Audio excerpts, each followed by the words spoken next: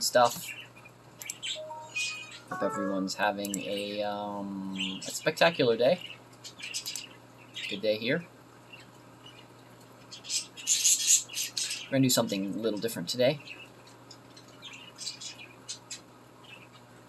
So, just making sure everything is working the way it is supposed to. It looks like it is. So, great.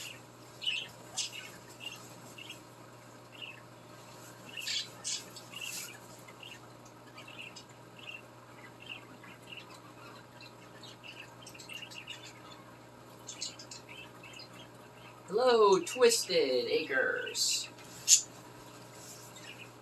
Hope you're having a wonderful day. Doing a little bit slightly different show today. So let me double check the sound, make sure the sound's working okay. Hope you're having a wonderful day. It is. Perfect. Awesome. Let's head on outside. I need to get my shoes on. And we're going to, today we're going to do a little bit different. So once a month, I've decided that once a month we're going to do a state of the pharmacy. And so I'm going to give you guys an update of what's going on here at the farm, why we're doing what we're doing, and the purpose of what we're doing. That way you guys can be up to date with everything and know why I'm doing what I'm doing and what you see going on the other screens. And if I'm gone or if I can't do a show for a day or so, you can kind of get a rough idea of what's been going on the farm. So right now I'm planning on just doing one a month, but maybe we'll do two. And we'll just kind of talk about what's going on, what the future plans are, what we've accomplished, and more fun things like that. So let me get my shoes on and all that jazz.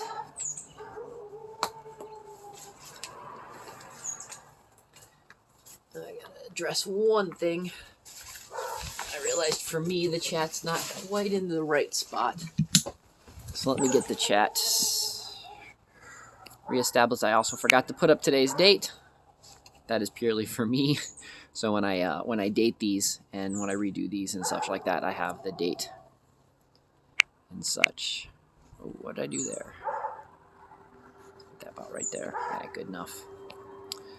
Okay, I think I got everything good. So perfect. I'm gonna grab my backpack. We're also gonna get some water today while we're going on our fun adventure. So I've got my backpack with a couple water bottles in it. My backpack with a couple water bottles, so.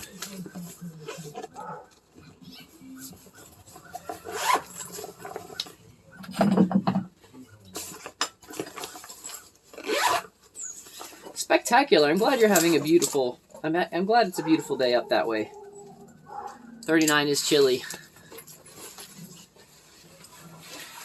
My ducks, we're still getting freezes in the morning. Everything's still slightly freezing over a little bit here in the morning, but in general, things are actually being kind of okay. I haven't tweaked this backpack for me just yet. Something I really need to work on. What?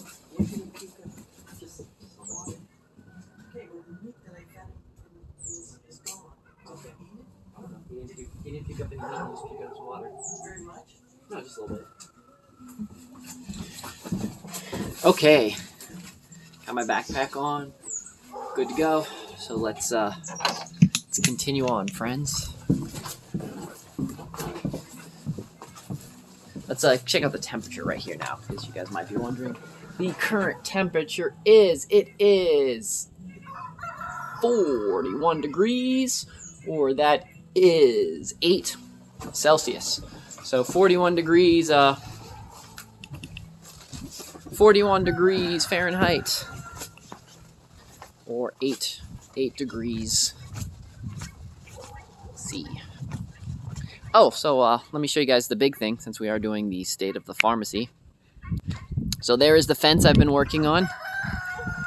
So you guys can see I've been putting up a new fence, trying to get it spaced properly.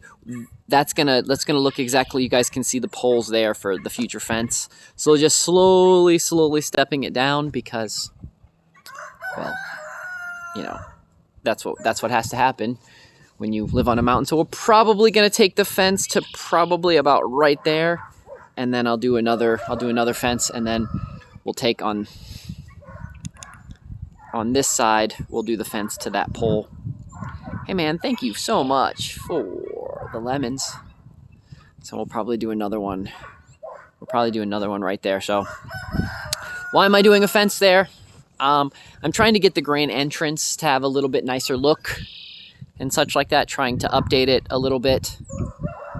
So when I start doing more programs and such here, just kind of showing the different aids. What we're actually going to be doing with the fence is we're going to take a torch, and instead of painting it, we're actually going to we're going to burn all of the wood and kind of give it that nice smoky burn feel to it.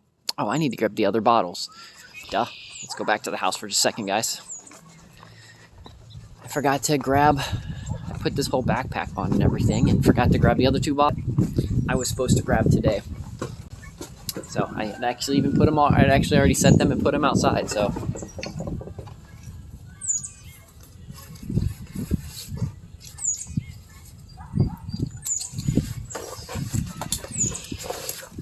So that's what I've been working on the last couple days, is that fence. Once that gets in place, then we'll be starting to go around the rest of the, we'll end up going around the rest of the farm as I see fit. So the idea is, first and foremost, is to try to recycle with whatever we have, and what I can't use for recycled wood, we will have to purchase. So just kind of how it is. I don't currently have a sawmill yet, and I don't have all the means that I need to do everything myself. But again, you know, the good thing about purchasing the fence and such like that is I'll be able to reuse it for multiple, even if I need to change up that plan right there and need to do some stuff in the future. I can reuse fences like the fence that I took down behind it. I'll show you guys. Oof, my phone switches over. So you guys can see the fence. That was the fence that was there. That is actually reused 2 or 3 times. So I got that from the state park. Actually used it once. And then I decided that some of the wood was kind of going bad, so I cut everything in half and reused it again for a 4th time. So just trying to reuse it as many times as possible. But with the entrance, I decided I wanted to start fresh. So that's why we focused on that. So if you guys want to see, they are chemtrailing again today. So you guys can see the chemtrails are starting to spread out, and what used to be a beautiful blue sky, you guys can see they're starting to spray a little bit. So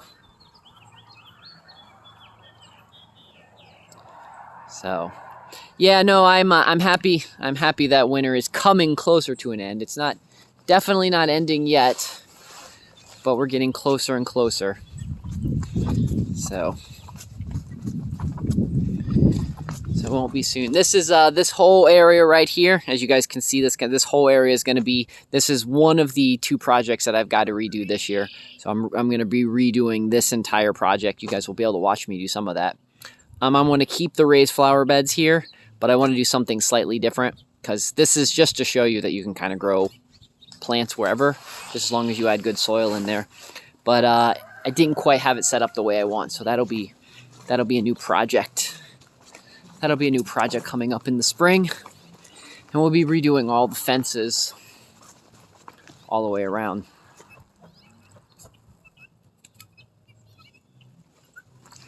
So yeah, Mark, it's 8 here. I don't know if you were around when I was giving the temperature, but it's 8°C here, so. And the pond's looking good.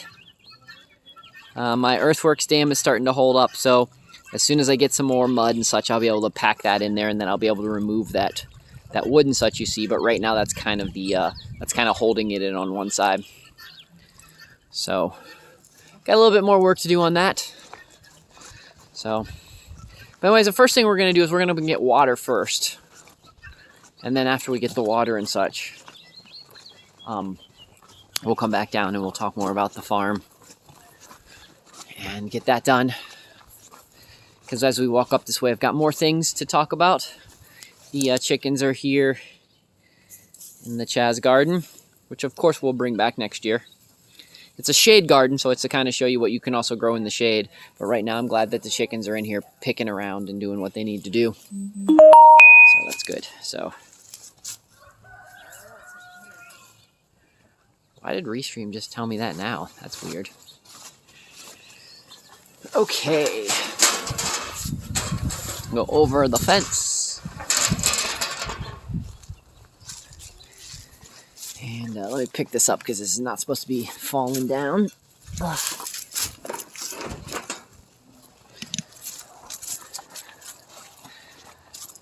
So I reactivated an old, by the way guys, while I am going to keep streaming on DLive because I like DLive a lot. And I don't have any issue currently with, a lot of people are angry at DLive for lots of stuff. I am not, so I'm going to keep streaming here. But if you guys are looking for something else, or if in the future I ever start not being allowed to stream on DLive, I don't know why that would ever happen. But I pretty much have got everything with X Dr. Firefly, from Facebook to Twitch to YouTube to Periscope, which will be going away at the end of the month anyways. And I'll also be, in the future, we'll be doing some more stuff on prohibited.tv and such, but currently DLive is still my home. Just want to, what I'm zooming in, guys, is right there, center of the screen, is Zig Hale Bunny. He's right there, center of the screen. So I'm going to rant here just for a second, so just a fair warning. So a lot of people are getting mad at the pop-up streaming services, things like DLive or Trovo, or I don't know, even some of the other ones. And what I want to point out is, something I'd like to point out, is that we need as many alternatives to the big tech as possible. I mean, it's a good free market to have as many alternatives as possible. Now, if you personally don't like one of the services, that's fine. But I think trying to condemn a service, especially if it's an alternative service, just because they decide to do a different business practice than you personally want, is kind of lame and silly, and shame on you. Just, you know, if they've done something wrong, it's cool to, you know, to talk about the wrongs that they've done to you. But to just go off and just keep attacking endlessly, or just condemning endlessly, or telling everyone that they should leave DLive and go back to YouTube, is just kind of, I don't know, it's just kind of silly to me. Kind of sounds like exactly what YouTube and Twitch wants to happen. And maybe that's the plan, but alternatives are the wave of the future. And as many of them that exist, the better. Because we can all switch around, jump around, and, you know, in a world where I can broadcast to multiple platforms at the same time, why not? So we do need to make a quick little detour as we're walking up this way, while my backpack is not super heavy. We're making a quick little detour up to the my little pet cemetery, the little area where all the animals here on the farm that have meant something have ended up. And the reason is because there's a tree that's fallen over it, and I'm gonna have to based on how my dog is doing, I'm guessing it won't be long before I have to come up here and dig another hole. So okay, so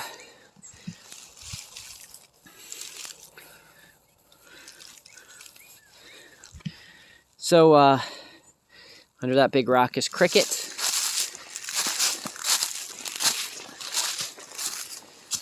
This is the tree that fell. This was one of the trees that was right here on the edge. So you guys can see where the tree was. Let me step uphill a little bit so you guys can actually see kind of what happened. I mean, it's because it's kind of the top of the mountain, so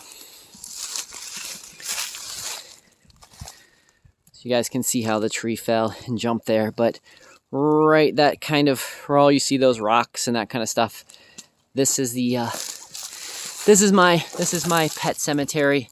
And the reason is because this view, I like to come up here, and when I'm paying respect to my animals that were good to me throughout my life, I like to know that they just have a nice view. So like I said, since I'm pretty sure just the way he's acting lately, I will be up here soon digging. I wanted to come and check this out. And thank you for the condolences, those that's given to me already when I've mentioned this. It's just it's nature of the beast, though. Death is an important part of life. You guys will see a whole video on it. When he dies, I'll do a whole.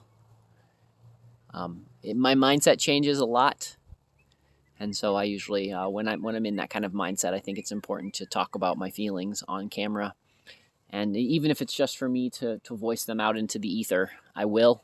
So you guys will definitely be able to catch that. On my YouTube channel, you can see the last time I buried a pet. It was on there, so it's just one of the things that I do. But anyways, you can see the big tree that fell, which just means that, which is actually not a bad thing. It just means that I'll cut this tree up and I get to plant some more, which is kind of a fun aspect of part of the charm of the cemetery, is being able to plant my own trees up here as well. But you guys can see it just didn't have deep roots.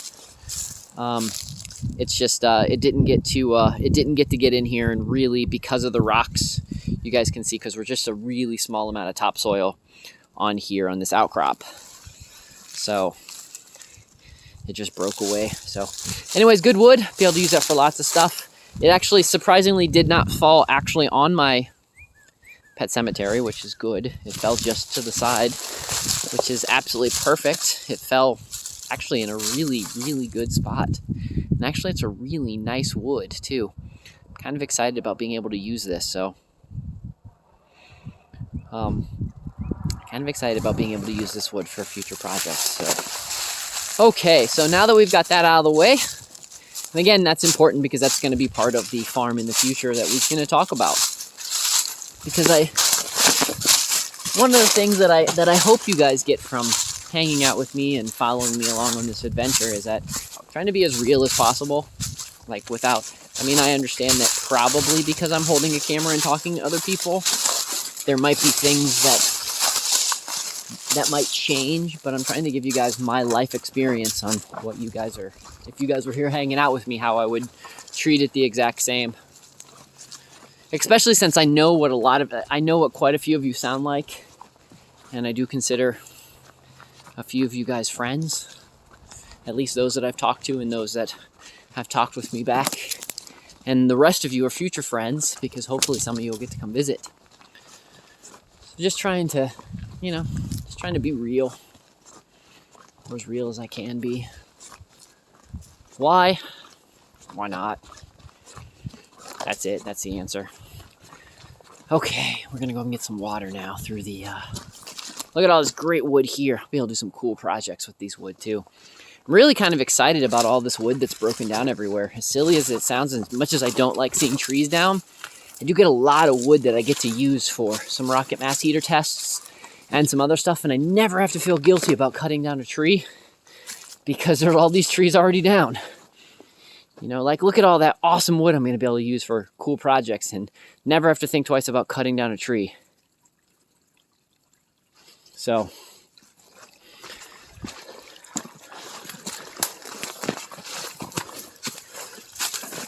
okay.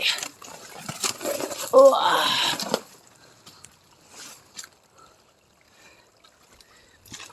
And by the way, guys, when I just want you guys to know, like, I'm not like some of those other people that you may see When I say I'd like to meet you guys and I'd like you guys to come visit, that's honest. I really do like to meet people.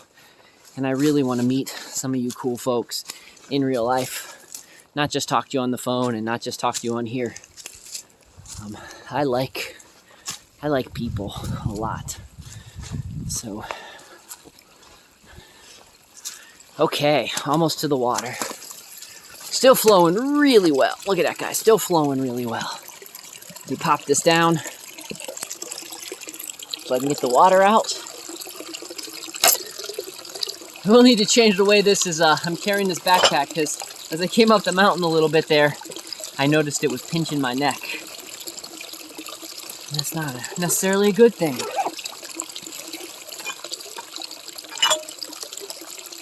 So we're gonna be filling up, you guys have seen me before filling up the liquor bottles. Again, if you got old liquor bottles, it's a great reuse for them. Since most of the time liquor bottles are made from really nice, strong glass, really high quality glass. It's always a good idea to rinse them out once, just in case, even though I've reused them once or twice. It's always a good idea to rinse them out, just so you got that clean. So even if you're not a drinker, but maybe you know somebody that is, snag some of their bottles.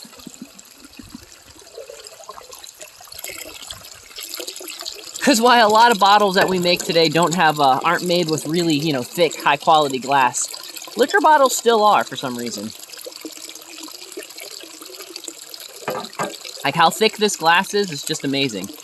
They'll work really, really good for water storage.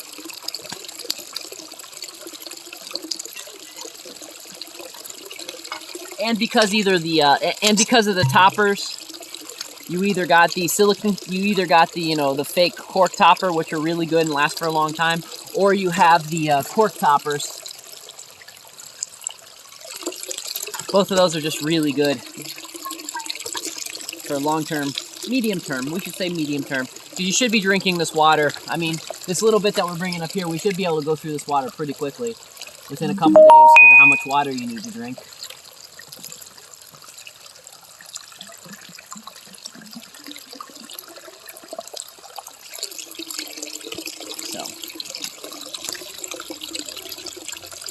I'm going to be doing one of the other big projects that we're going to be working on as the summer progresses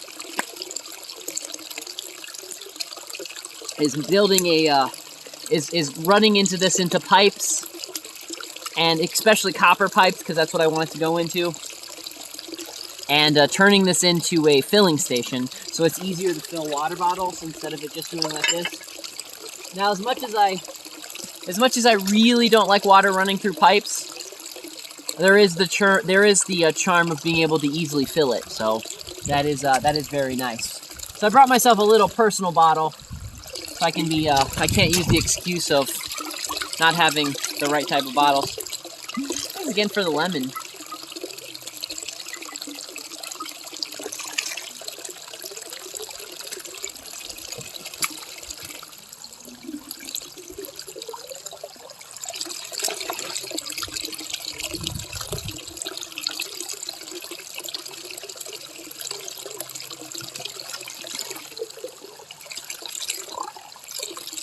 Oh, by the way, guys, look later this month.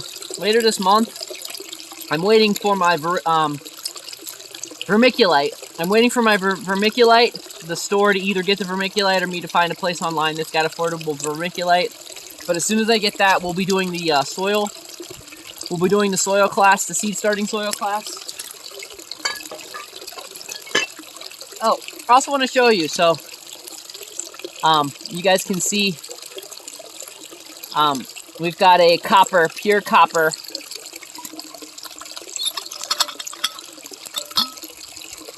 You guys can see pure copper container. So if you're a male, drinking about a shot of fresh water, and you want to make sure it doesn't have any chemicals in it. You want to make sure it doesn't have fluoride or chlorine or bromine or anything like that. But letting copper sit overnight in a water container and drinking 1 shot of copper a day, just a shot, just a small amount of copper drinking one small amount of copper a day is really good for the prostate. And if you're male, so something you might want to consider. Of course, you need to understand your own personal biology and make sure that it's right for you, because everybody has their own allergies in their own system, and it's best to pay attention to your system as possible. But if you're a healthy individual and you're male and you want to improve, you want to have good possible prostate health, copper water is definitely something that I highly consider. Something I've been doing for probably 7 or 8 years. So quite a few years.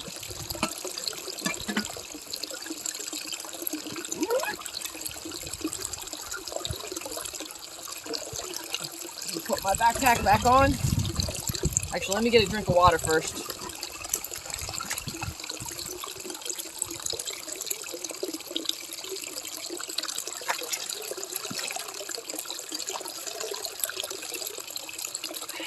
Hey man, welcome. Okay.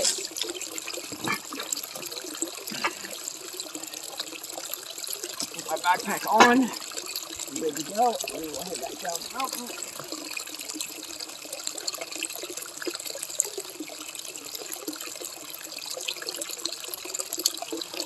Okay. So we're heading back down that way.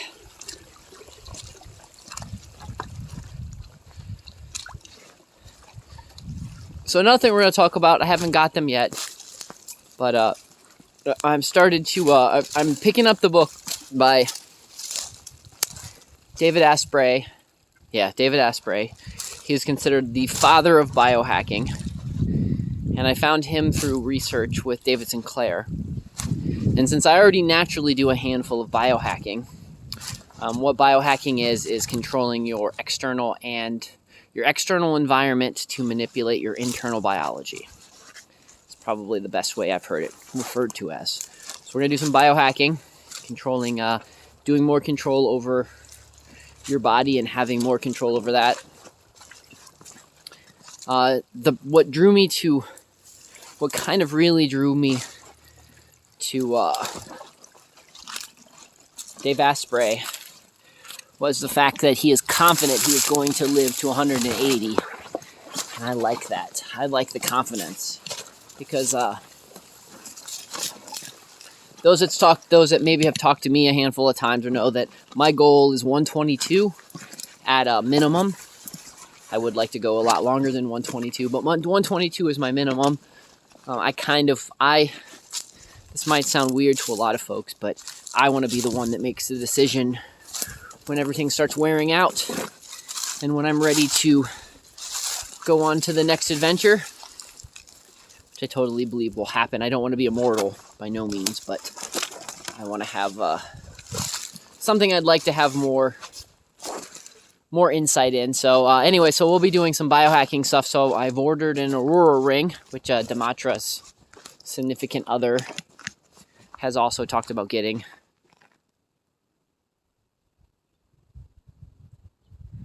So I'll be getting an Aurora ring, and I'm also getting a Muse.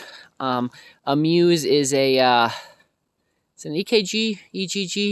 I don't know. It's one of those things that you put on your head that helps you meditate. It helps you regulate your brain functions. Partly what I'm more interested in. So the kind of thing I'm more interested in is I just want the facts and the numbers. And I just want things of that sort. So I want to get as much information as possible. Yeah, dude, the trees that are down because of the ice storm are absolutely ridiculous. Lots of trees down because of the ice storm. I'm taking N&M. I regularly intermittent fast. So we will be talking more. We'll be talking more about biohacking. And I'll give you guys my experiences and stuff that I think, and my opinion on what I like and what I don't like on, a personal basis. So I'm not suggesting going out and getting anything yet, because I don't know. I can't have a review on anything. I don't know how well anything works. So all I know is that I do like having a Fitbit because it does give me some of the information that I like to know. And I think having more data and more information that I can document down is just going to benefit me more. So that's why I'm right now looking at the tools. So, and then living water. Living water is probably the only thing I highly suggest if you have the opportunity to drink, is if you can find a clean, safe water source that you can either have tested or you know all about where the water comes from. Adding that to your daily life, drinking some living water. So, but we'll do some more biohacking updating and such like that in the future, because there's some cool stuff out there that's really, really interesting. And the other thing I like about Dave Asprey is he has a couple books, which I haven't read yet, so I can't give opinions on them. I do like that he is trying to make it so that it's affordable for just the average person. A lot of times he doesn't feel like he's trying to sell anything to me. He just feels like he's just trying to share information. And I like folks that are more interested in sharing information than initially just marketing. Because I don't know if you've seen some of the people online and such like that, but some of the people online that talk about biohacking, it's all about buying this, buying that, having this, having that, where that kind of stuff. Do I think people should be drinking filtered rainwater or filtered tap water? My gut reaction is filtered rainwater, but I think that there's particular areas that filtered rainwater might actually be worse than filtered tap water. So, like, if you live in an area where they don't fluorinate your water, then filtered tap water is spectacular. If you live in an area where they fluorinate your water, and since getting fluoride out of water is rather difficult, I would normally say filter rainwater. But then if you live in a place where there's lots of factories, or you live in a place that there's really bad things being put into the air or things of that sort, then filtered tap water might actually be a better option, because you're not going to get all of the nasty, nasty stuff out of the rainwater. That, as much as I'd like to say that you can, you're going to be spending more money doing that. So filtered tap water might actually be a better option for you. So it's kind of unique to everybody's scenario. I mean, if you want me to talk about, if you need to talk about each individual thing, and you want me to kind of do some review on where you're getting your water, hit us up on Discord, !Discord, and I will do some research. The same research I would do if I was going to move to your area and make a decision if I was going to drink rainwater or tap water. I will do that for you and show you what I'm doing, so you can know exactly what I'm doing, so you can do it for yourself, and so you can share it with your friends and such.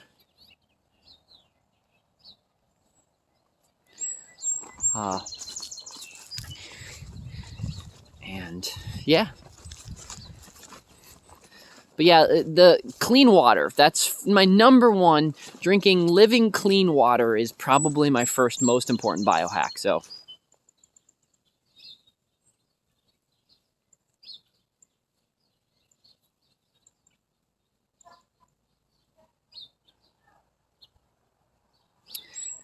so you're doing biofeedback therapy. Interesting. I'm a big fan of biofeedback therapy if you trust the technology and you trust the practitioner. But to some people, I think that there is other ways that they can do with more stuff on their own. So, Twisted Acres, I'd be really interested. I've heard some people's had some really, really good. I've heard some people have some really, really good experiences with biofeedback therapy. I've heard some people have some really, really good experiences with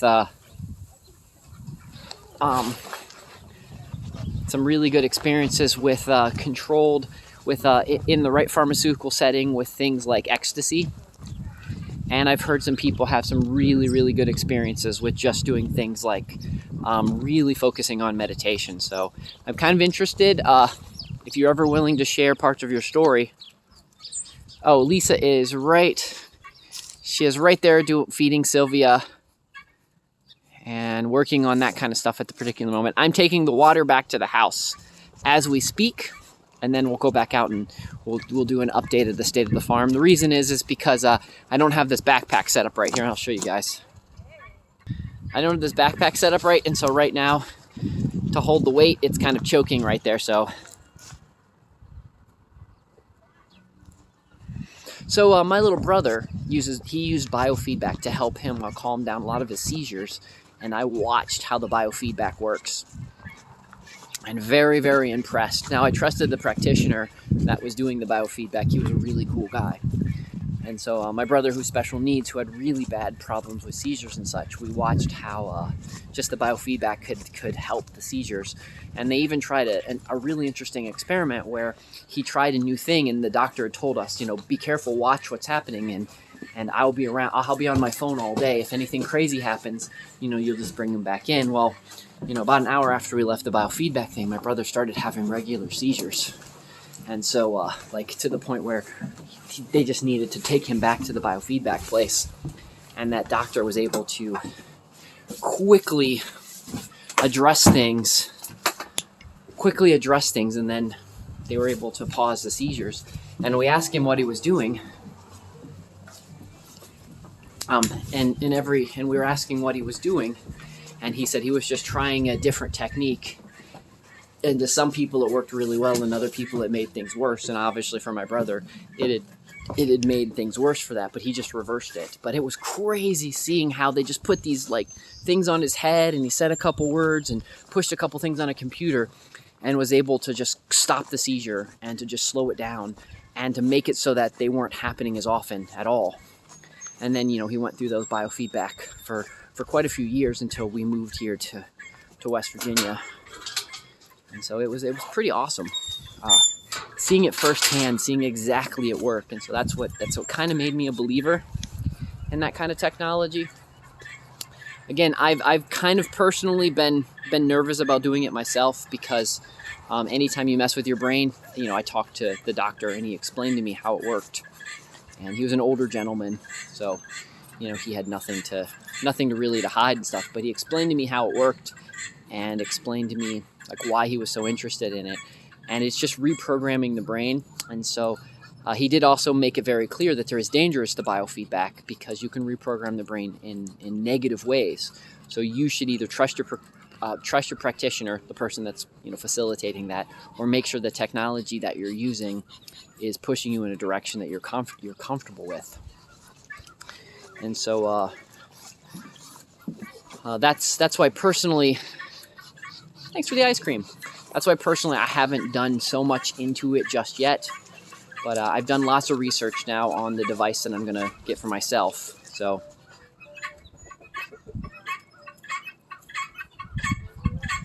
and so be very excited over being able to play with it. So he said that you'll be able to. That's what they twisted. That's what they kind of said to my brother as well. Is they said that once he gets a particular grasp, that's what the doctor said. Once he got a particular grasp, he wouldn't even need the computer. His mind would have just been trained. The synapses would have been formed, and he would have learned. And he's learned how to recognize things. And it's true. He can learn now to recognize how right before a seizure is happening. Sometimes he can slow it down or stop it, and other times he can just let us know that something's happened. Every once in a while, a few will sneak up on us when he has them, but in general, he seems to have a fairly decent grasp to it. So, okay, so we went and got some water. We talked a little bit about biohacking, which we're going to be talking a lot more on this show. We're going to be talking more about my experiences with biohacking, what I'm doing, how to combine the technology and nature together, since I treat myself with my own medicine. I make my own medicine. I treat myself. For those that didn't know, I haven't been to a doctor now in, I think April will be 16 years.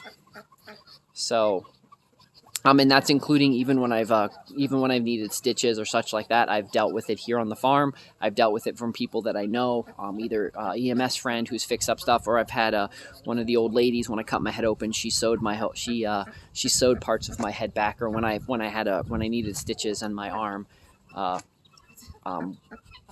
I did the very best I could to kind of sew what I could back myself. But there's this like Band-Aids and glue that I've just found recently that's just by far superior to most everything that I've used. But so we have that. So we'll be talking a little bit about biohacking. We'll be talking a lot about some of the major stuff we'll be focusing here on the farm this year, so you guys can see firsthand, because we have more fence building. You guys saw earlier in the show, which we'll go back to in a minute. We've got more fence building to really focus on. We've got all of the food crops to start really focusing on what we're going to grow this particular year. I'm going to focus on some pretty cool experimental stuff. Okay. And we're going to focus on lots of really interesting herbal stuff to grow and some heirloom stuff. Were you coming over here? Did you want something? No. Okay. That's a terrible way to... No, it wasn't a terrible thing. I just wanted to be close to you. Okay, well, that's fine. I was just curious if you had something. I was just curious if there's something you had to add to the mix, so... No, I naturally migrated that direction. Oh, okay. I guess, so Cool. No, good. I have no answer for you. I'm just gonna go back to that. Okay. The other thing is we're gonna talk. We're gonna also be making not only are we gonna be making some of our own food, so we're gonna be doing things like we're gonna have Lisa break down and really kind of explain to us how to make sourdough bread, since she's been just making tons and tons of it with just the wild yeast that she's caught on the farm. So we're gonna get through that, and then we're really just gonna. I really just want to focus more and more on education. Of course, we're still gonna keep our nightly show, our one week a night show, where we'll talk about whatever people want to talk about. But one of the things that I think we really need to start doing, and myself included, is really getting on to finding ways to connect with making sure that we are sharing the skills that each of us know and sharing it with each other, so that we can do some really cool things.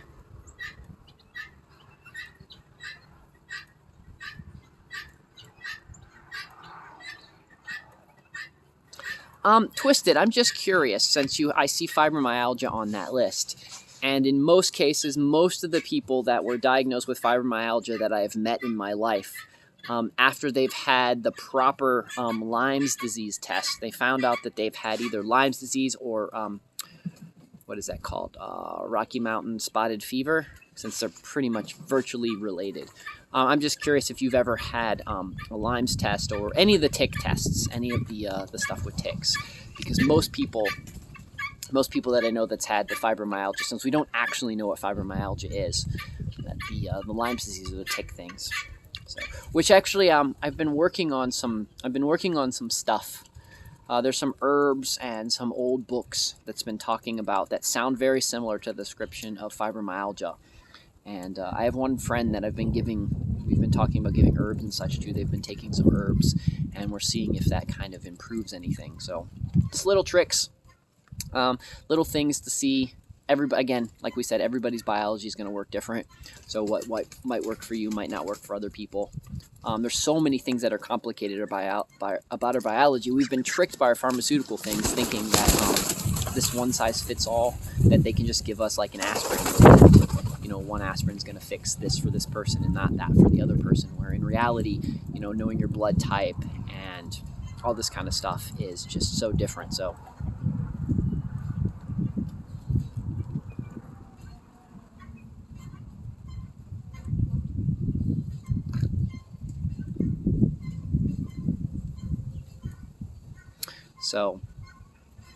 it's super interesting. All the different things that is best to figure out. So,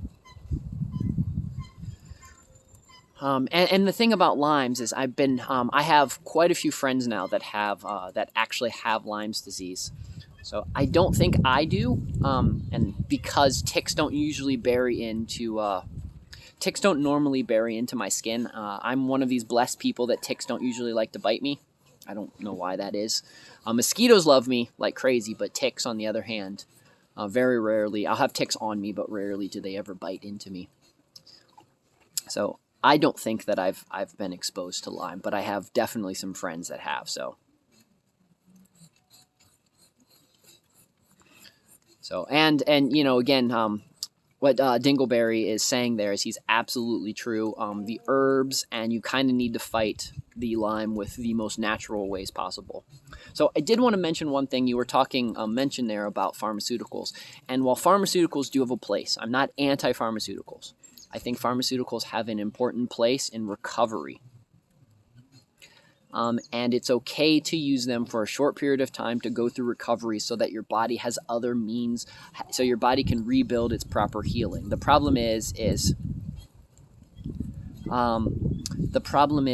that some people abuse these, or the doctors overprescribe them, or they use them off-label, or they just don't teach you how to use the pharmaceuticals properly.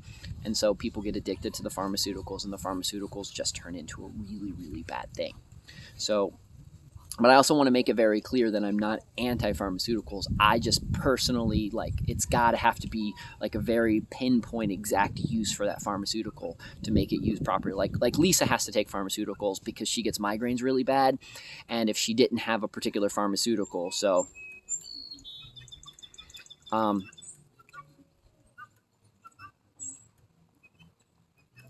and if she didn't have those, the things would be really bad. And we've been trying to find, and right now the pharmaceuticals are what keeps it in check until we can find the right herbal remedy, until we can cure her of that, or we can exactly pinpoint exactly down to why she's getting the migraines and the particular things. So that's where the pharmaceuticals become a very good tool. But again, you know, I've also had friends that were absolutely I've also had friends that have been absolutely addicted to, they've got hurt, and then they've got addicted to oxycodone or Oxycontin, or they've been addicted to Vicodin or Valium or something like that because of the different life experiences that they had. And so where that was a probably good tool to get them for a particular thing, it is absolutely it absolutely is just harmful for them, and they didn't give them the tools to get past that thing. They just gave them the Band-Aid and didn't tell them how to properly remove the Band-Aid, and didn't tell them how to, you know, cure themselves past that. And so those are things that we also need to talk about. And so those of us that have gone through illnesses, and those of us that have loved ones that have different things, it's important for us to have honest conversations when we hear our friends decide that they're either going to get vaccinated, or their friends that were going to get on a particular pill, or the friends that are going to try something else. We just have honest conversations about what our experiences is, and how to recover from when we get pharmaceutical injuries. So, and a pharmaceutical injury, even if it's a mental injury, is still an injury, and we can still recover from it. Even if we can't sue the pharmaceuticals, even if we can't do anything crazy like that, we can still find ways to address those in other ways. So,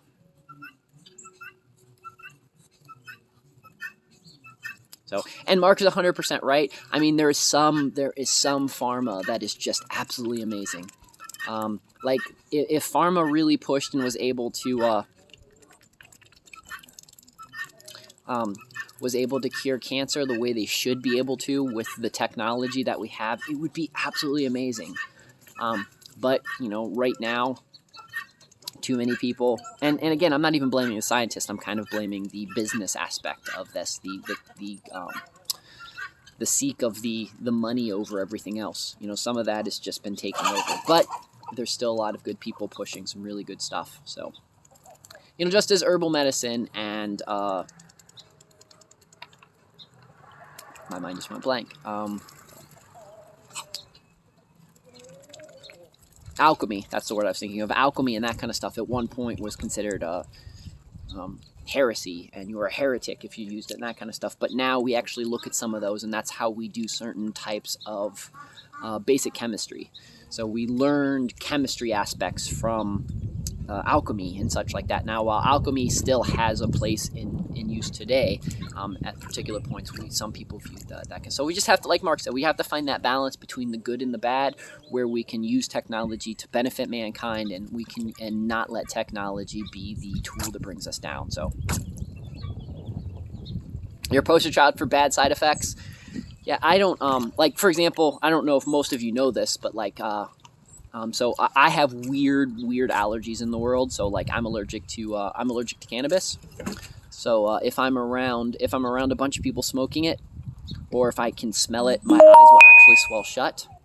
So my eyes will get to the point where they'll swell shut. I just really high allergic to it. So now I do use CBD, but I finally found a CBD that doesn't have any cannabis in it, that doesn't have any THC in it. So it's actually THC is what I've learned that I'm allergic to. It's just nature of the beast. It just sucks. I'm also allergic to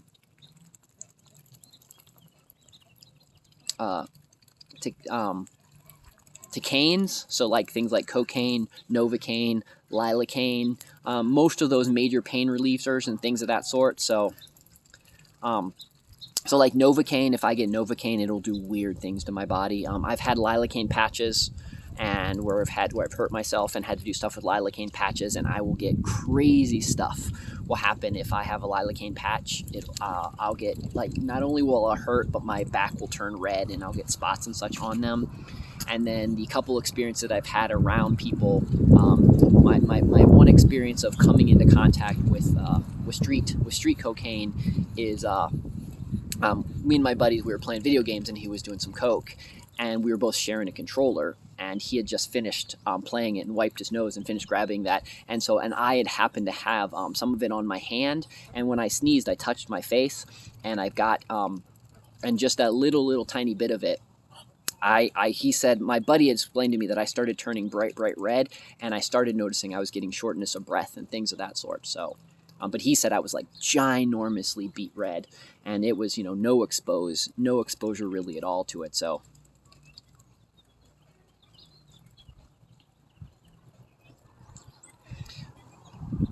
it's things of that sort. So we each have a different biology. That's why I think it's important that when we talk about stuff that you want to try, or we talk about herbal medicine, or when we even talk about pharmaceutical medicine, it's best to know your individual system. So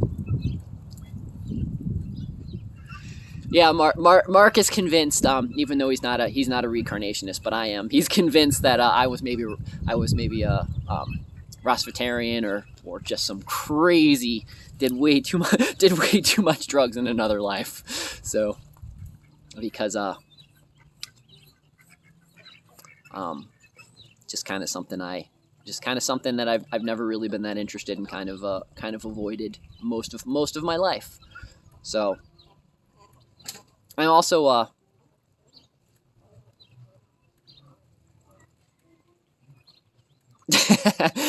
exactly, Kangaroo. How red I get. I'm a purity test. What's funny is that's actually one of the things when I used to hang out with my friends, is they would have me smell their pot that they would have, and it would be a purity test on how fast my eyes would water up, or how strong I could smell it. Like if it was so far away and I could smell it from a particular thing, if I could smell pot and it did not make my eyes water, then that was shit. So it was kind of the one of the things, and usually in most cases that was actually true. So because I am actually a big advocate. I think any type of plant that grows and that can have benefits for individual people, I am absolutely all for it. I love the legalization. I love the legalization of things that we can grow ourselves and medicine that we can make. While maybe I can't take it myself, I do advocate as many people, if it works for you and it's something that is helping you have a better life. I am absolutely all for that, and I think that's great. Again, I do take CBD drops. I just happen to find some CBD that doesn't have any THC in it. So on the little container, it guarantees it isn't. So, oh yeah, Lisa regularly partakes in her medicine because it's what she needs to keep her migraines in check. And so some days my eyes will be a little watery than others, especially in the evenings. So that's what we have rules. There's rules in our house where she partakes in medicine. So, but it's all for medicinal purposes and making sure that and again, with a lot of my friends were very recreational users as well, and so there was times that we had to do different events and do different things. So you guys might laugh at this, but when I was in when we were in college and such, I actually always carried a gas mask with me. So I had a gas mask with 2 big filters on it, and at that particular time I didn't have a beard. I kept shaved, but I carried a gas mask on me and particular things because there would be plenty of times that we'd be hanging out with large groups of friends, and I was the only one at that time with straight edge. And so I just thought I still wanted to hang out with my friends, and if we were inside or something and they were going to partake, I just had my backpack with my gas mask on, and I just threw my gas mask on and had good filters on it. And a gas mask did a really, really good job.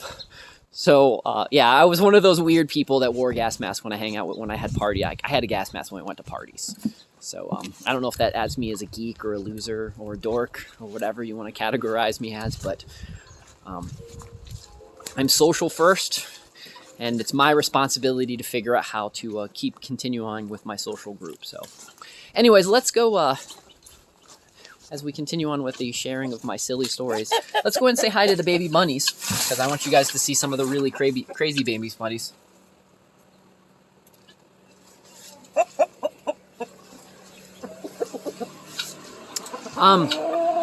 So Twisted, I'm absolutely horrible. Like if I have a plant, like if I have a start, I've been able to grow it just fine. I cannot germinate. That out of all of the plants that I can germinate, and I can germinate some crazy plants, man. I'm really good at germinating plants. I have never, if I don't stick it outside and let it grow naturally, I just can't do that. And currently, because I'm not really good at growing it, and because of the current state we live in, don't currently grow any. But I'm always open for tips, and for those that are legally allowed to grow it and know all of the important tips and tricks, some for those to share. I'll even give you a platform if you're not a regular live streamer and you want to go through and you want to explain to everyone how to properly grow it in a safe, legal way. I'm saying that for everybody that might not be able to legally grow it in a safe, legal way. I would love to, I'd love someone to get on there and we can do an episode explaining sharing. So there is one of the bigger babies. That's the one that you guys saw below. But if you guys see down inside the fur right there, you'll see that there's a little baby bunny hopping and hiding in there. So you can see there's a couple of them in there.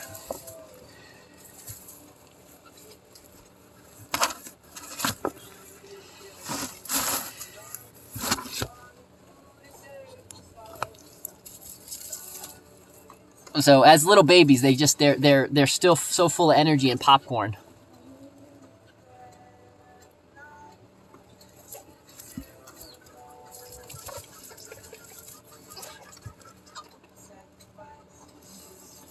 I'll put the popcorns back in there, but you can see how super popcorny they are. And by the way, guys, even if you guys aren't good at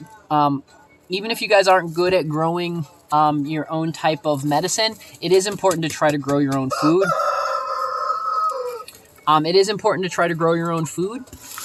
Because a lot of things like tomatoes and carrots and celery and lettuce, all super easy to grow. Even if you live in an area where maybe you don't necessarily have the best environment, or if you live in an area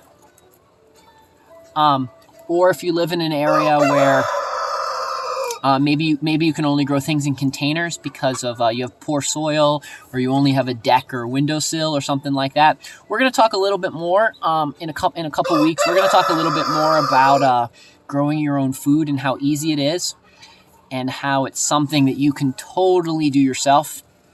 And and the first step into really trying to be self-sufficient is just, even if it's just one crop a year, just learning a little bit about how to grow crops and learning some stuff like that. So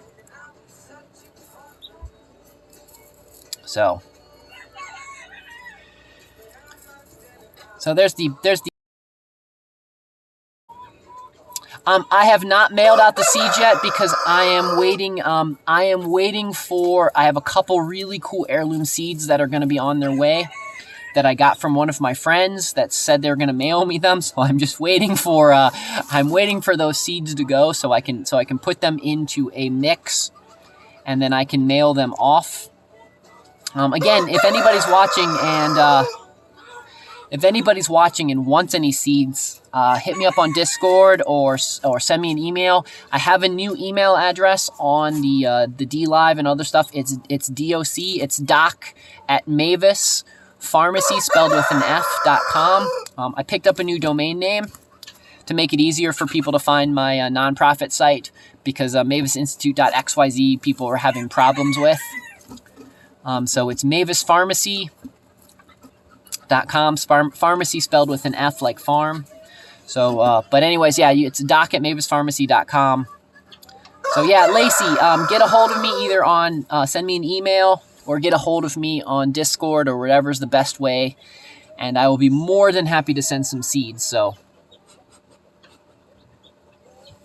But anyways, we're just looking at the babies. So I thought I showed you guys, I told you guys I would show you some. So we got some cool calicos. So she had a little bit more babies than I wanted. She had about 10. You guys can see how they're all like popcorny. They're blind right now, which is funny because they still currently can't see.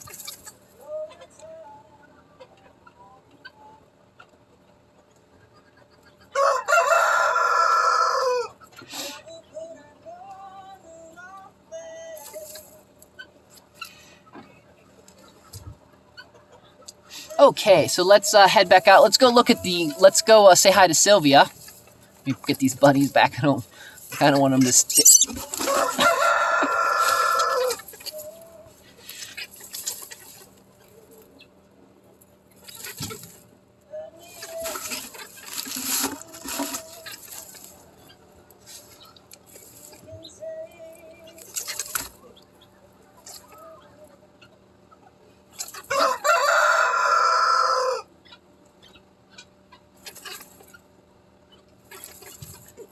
Are you asking what our Discord is? If you're asking what our Discord is, Discord.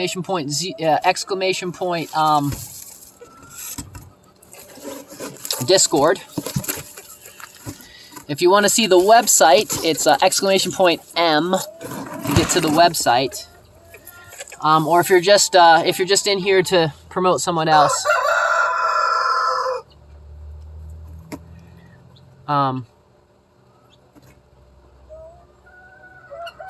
So, or if you're in here to find somebody else, that's cool. If anybody knows what channel he's looking for, you're more than welcome to share it with them. I have no problem with us sharing as many different people as possible.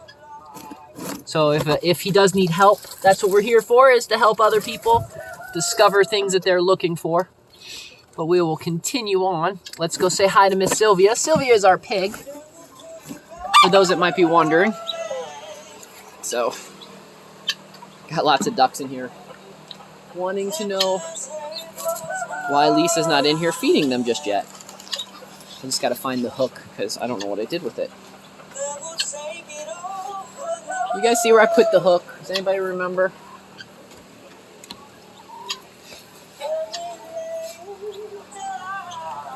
Found it. I put it up top.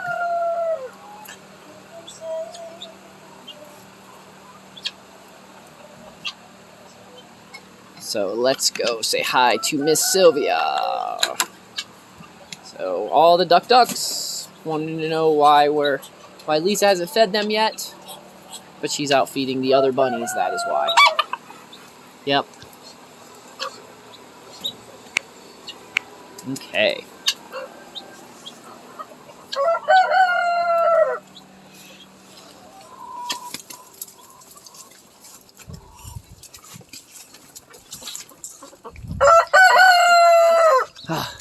Only thing I hate about this time of year is it's mud season, so everything just feels so gross and muddy outside. And not that I don't mind mud. It's just it's so slippery, and everything you have gets coated in a crazy mud. So,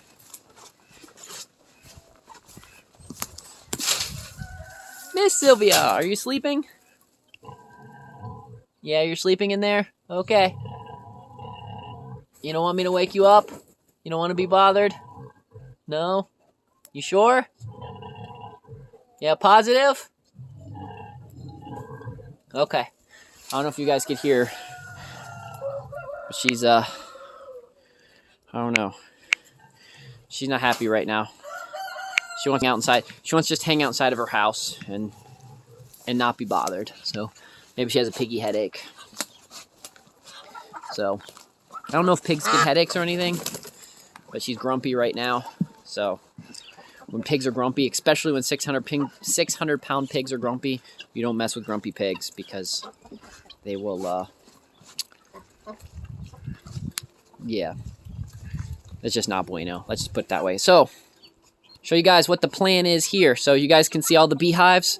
So we're actually going to be expanding. We're going to be putting another rail up to about that chicken head. So we're going to be putting another situation right there. And then we're going to be putting bees, and this will be the main bee yard, partly because I've got some ideas of how to protect them from the EMF radiation. And so this will be an easy place to protect them from the EMF radiation because I don't know if you guys, let's see, the sun might be just blocking it right now.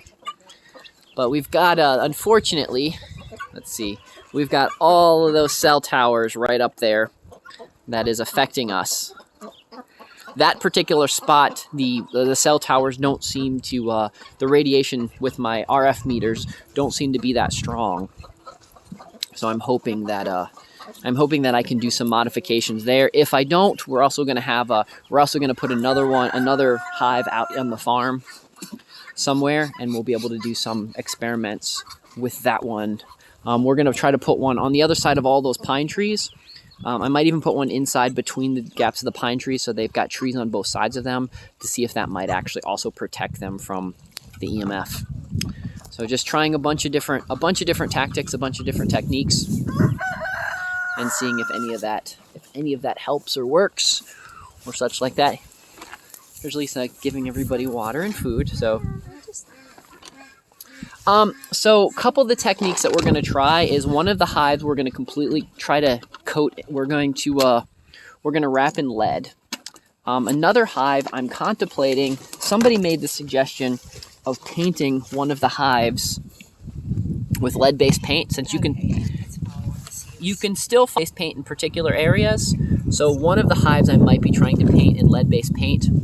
Another way is to put things in the way. To slow down the radio waves. So we'll be that's something else that we'll be ultimately trying to do as well. So we got a bunch of different techniques that we're going to be trying with the bees, and then of course we're definitely going to have one or two hives we're not going to do anything with. So, and that should address it.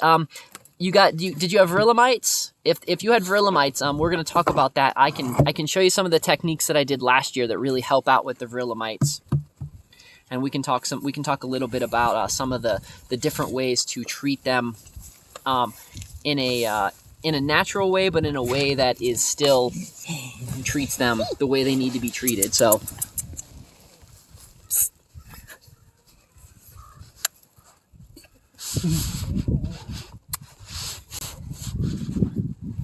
You guys can see a couple of the lion heads in there are really... 3 of them are really... Yeah. Predominant. That one, then there's another black one. Yeah, and then... Food.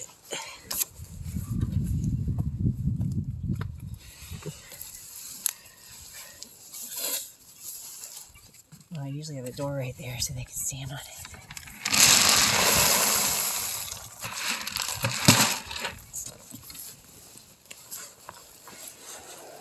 We're landing. Right. She likes to be pet a lot. This one doesn't mind.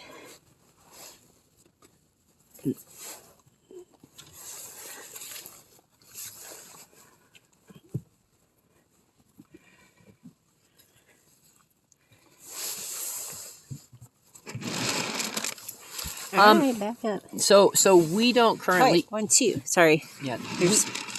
We don't currently eat any of our bunnies, but these with the exception of the lion heads, all these bunnies are in the category of rabbits that you could eat. They are bunnies that would be meat rabbits. Part of the perk of the ones that we try to breed is so that depending on what people might, because the whole idea was to raise homesteading rabbits when we acquired these, because that was the purpose. We got these off of our friends. that we're going to be raising that. So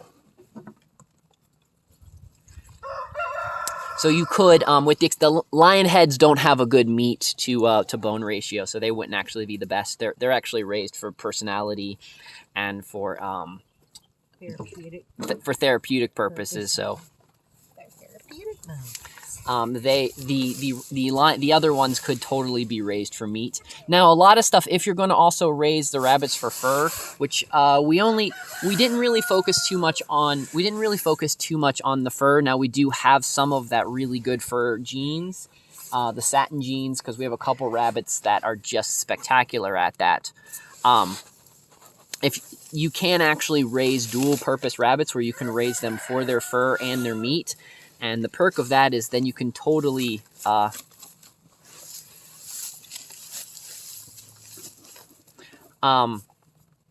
you could totally use them for fur and meat, and that's actually a really optimum way to raise homesteading rabbits.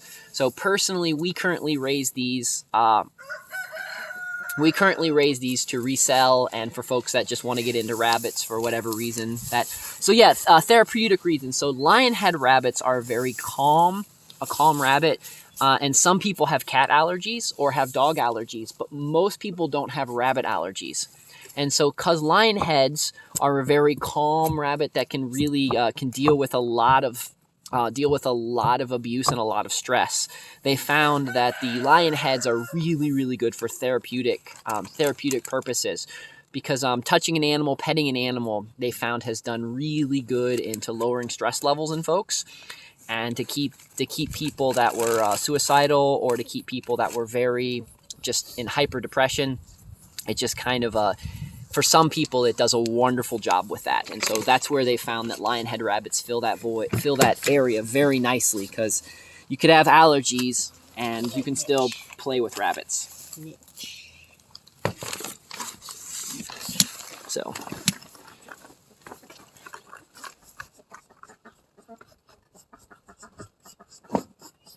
So I have eaten rabbit before. It's not one of my favorites, but like I've told people, if it was prepared, I would be interested in eating it again, being prepared properly by someone that knows how to properly prepare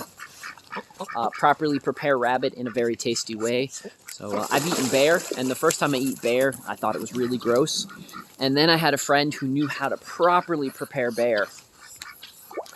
And the second time and the third time that I had bear, it was just absolutely spectacular. It was one of the better meats that I've had in my day. So now my all-time favorite meat is elk.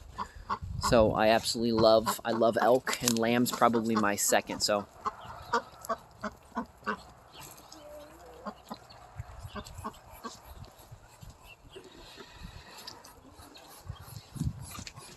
let's go.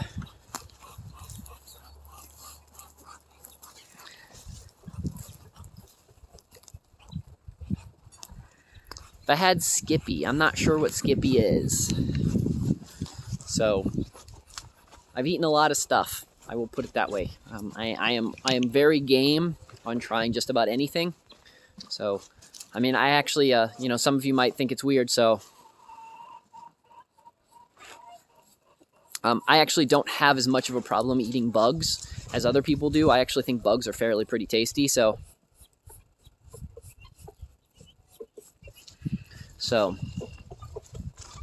yeah, so some of the rabbits will go the pet route. Other rabbits have gone to other stuff. So, oh, I have had kangaroo. Yes, I just, Skippy. I guess that's because you have them over there, dude. We don't have kangaroos over here. Kangaroos are like stuff that we don't have any idea what they are. Americans think kangaroos are, I don't know.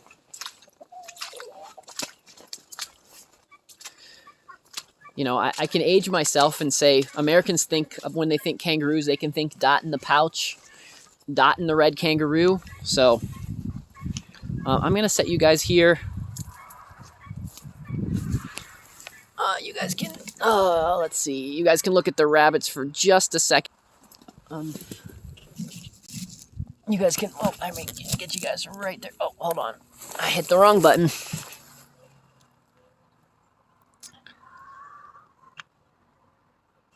turn it off, turn it back on. I'm trying to keep this a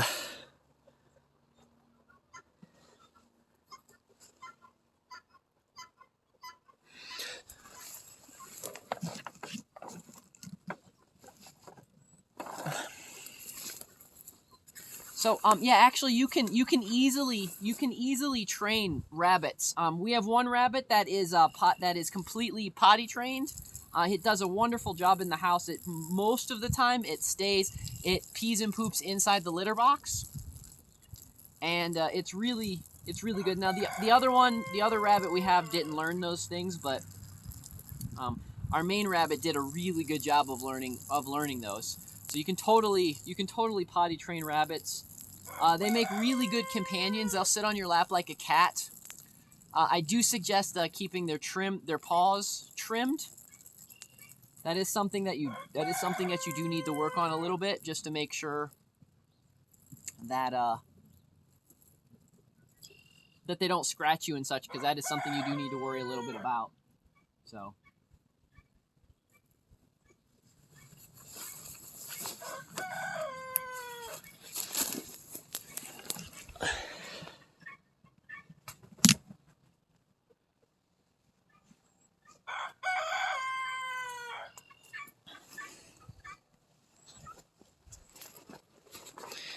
Okay.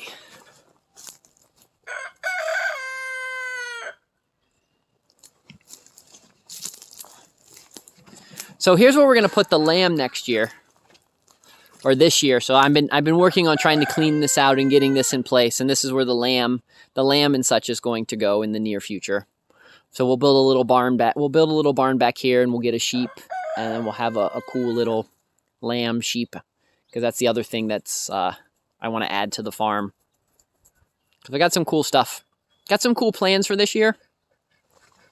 Just have to figure out how to make them all work out the way that I'd like them to work out. So.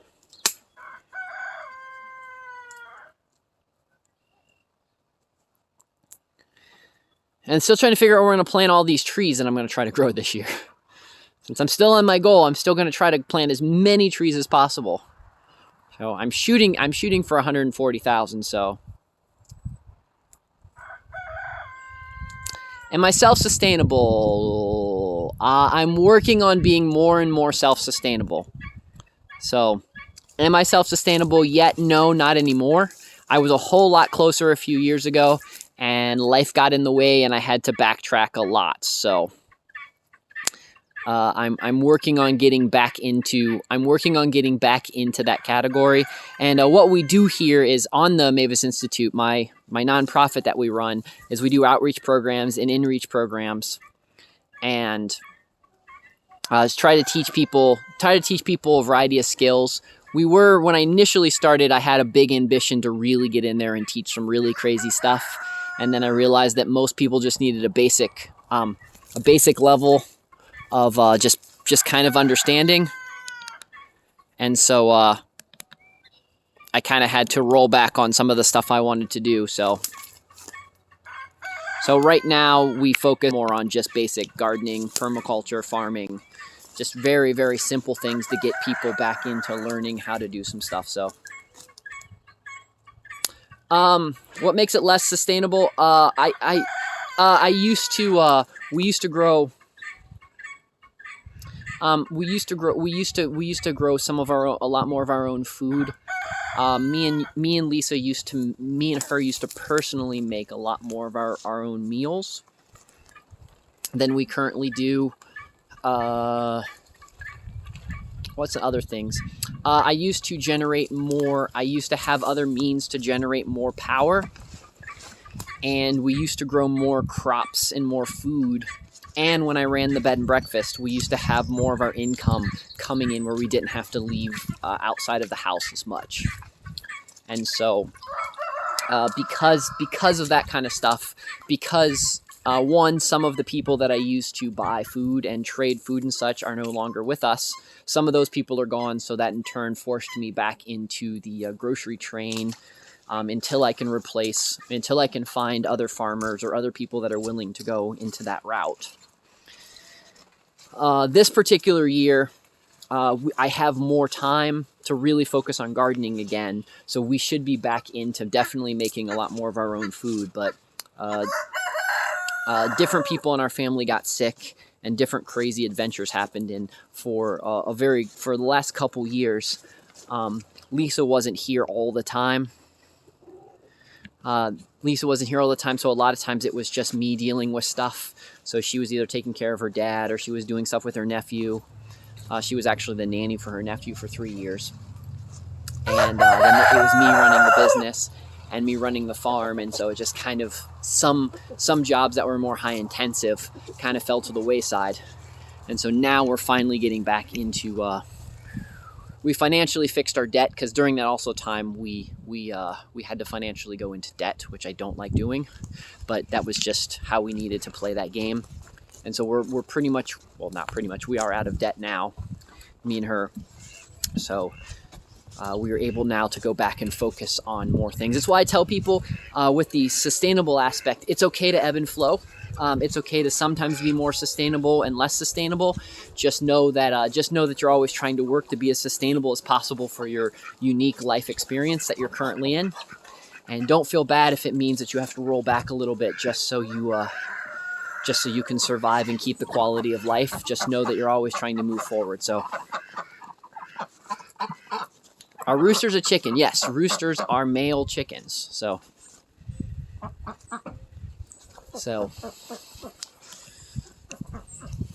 because a female chicken is a hen. Chicken is just a generic term, or for you chucks.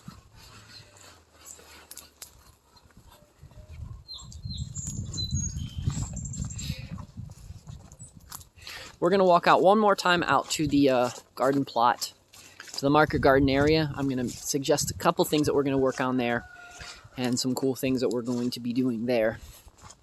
And then after that, we'll head back to the house, and that'll be it for the evening. So if anybody has any additional farming questions, anything that you want to ask me right now, anything that you're finding super interested, let me know.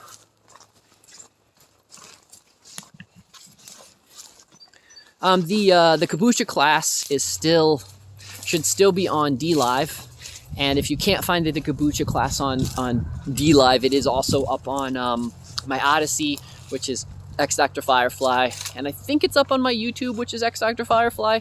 If it's not on X Dr. Firefly, it's Mavis Manor is where the kombucha class is. Either way, you guys can find it there. If you can't find it, just let me know, and I'll put you another link to it. But I'm going to be doing more classes at least once a month, hopefully twice a month. We'll be doing classes to learn some cool things. So here we are, walking down the bunny trail, heading to the market garden. So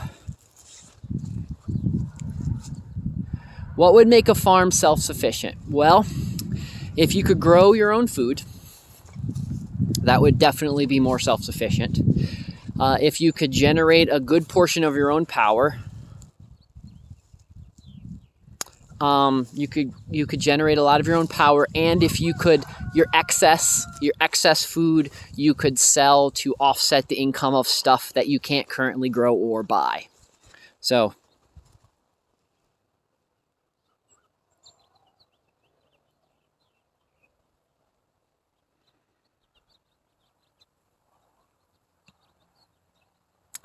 no, I've not seen anything what you're talking about. That sounds like crazy magic to me.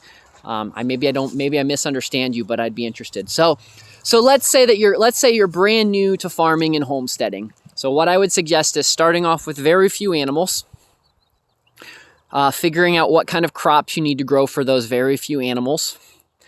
Grow enough crops for yourself so that you can have crops, and you can also trade or barter or sell, depending on your particular local environment. And that would be probably the way to be as self-sufficient as possible. Now, I'm actually not a huge fan of being self-sufficient. I don't mind being self-reliant, but you definitely need a community to be sufficient.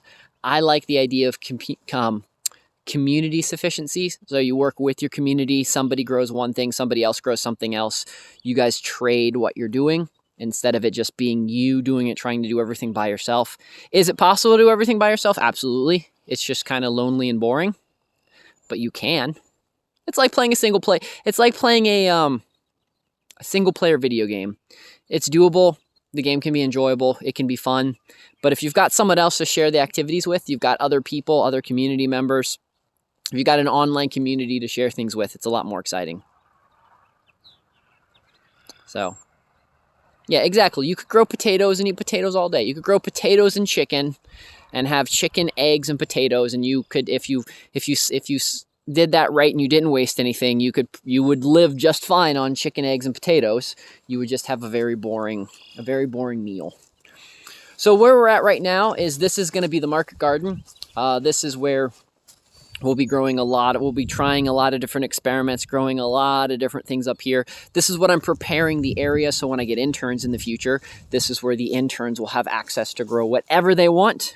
And we will be teaching how to begin to be self-reliant, and then how to use the community and how to utilize what the community has to offer, and how to do market research to figure out what the community wants. We'll be doing all of those here. So I actually have really good internet here. I have broadband internet. My internet is I can get 1 gig internet here. I'm on the process of going to get Starlink in the future. But no, I'm blessed with really good internet. I'm also blessed with really good cell signals. The downfall is that, well, you can't see the cell tower from where we're standing right now. The downfall is I'm surrounded by cell towers. So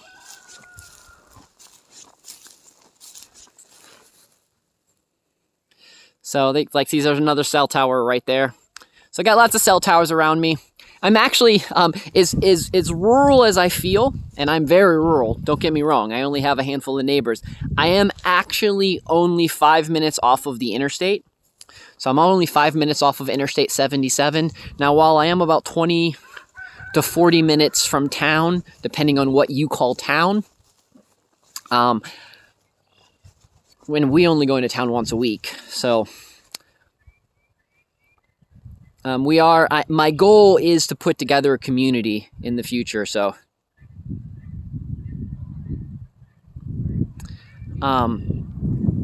is to start building a community in the vicinity here, and start making the kind of community I want to live in, where we can all be self-sufficient. We can be self-reliant. We can be community sufficient. We can use all those fun buzzwords, but in reality, we're just building a community. We're just doing what our forefathers and what other people in us do, and that's just building a strong community where people with similar ideas can do cool, similar, different ideas. So, a design community. A community with a purpose. So kind of what we used to have. Some cities popped up and such like that because we purposely wanted things in line a particular way. We wanted particular morals, particular values, particular things, and we used to set those kind of things up. So now with technology and with the internet and such like that, we can totally rebuild that. So